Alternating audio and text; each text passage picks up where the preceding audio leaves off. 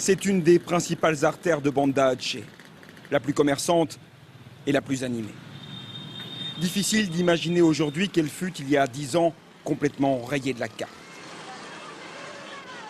Il est 8 heures, un tremblement de terre vient de secouer la ville. 15 minutes après, un habitant filme dans cette rue l'eau qui monte, d'abord lentement.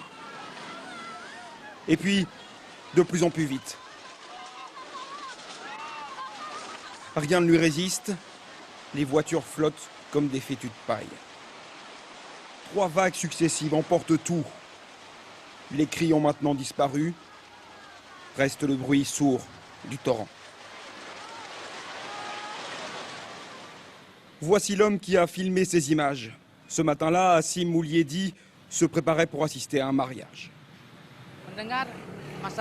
J'ai entendu des gens crier « l'eau monte, l'eau monte ».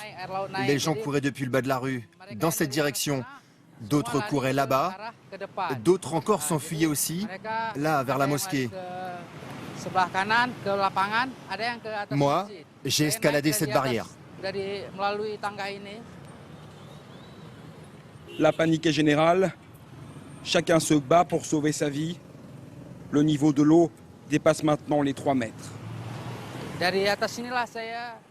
D'ici, j'ai pu voir la situation. En bas, l'eau s'approchait. Et c'est à ce moment que j'ai commencé à filmer. Beaucoup de personnes essayaient de s'enfuir.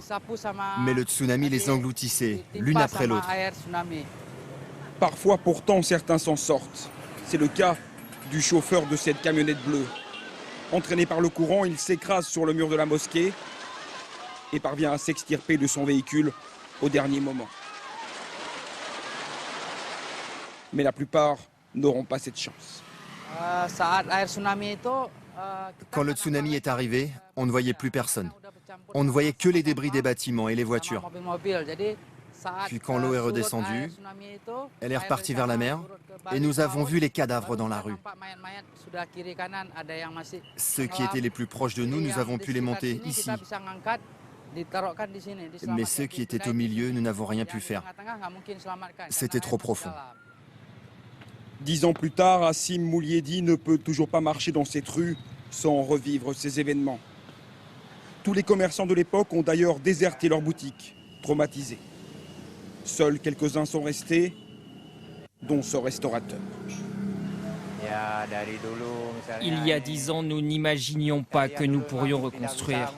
Quand le tsunami a frappé, tout était détruit. Il y avait des débris partout. 3 mois après, nous ne pouvions toujours pas reprendre le travail. Puis, peu à peu, ça s'est amélioré. Le nettoyage a commencé. Le 4e mois, j'ai pu retourner dans mon magasin. La vie a repris. Aujourd'hui, il y a même 2 fois plus de magasins ici qu'avant le tsunami. Comme il y a 10 ans exactement, toute activité va cesser dans cette artère de Banda Aceh. 3 jours de commémoration du 26 au 28 décembre, un temps pour se souvenir et pour prier pour les plus de 170 000 personnes de la province de Banda Aceh qui ont perdu la vie le 26 décembre 2004.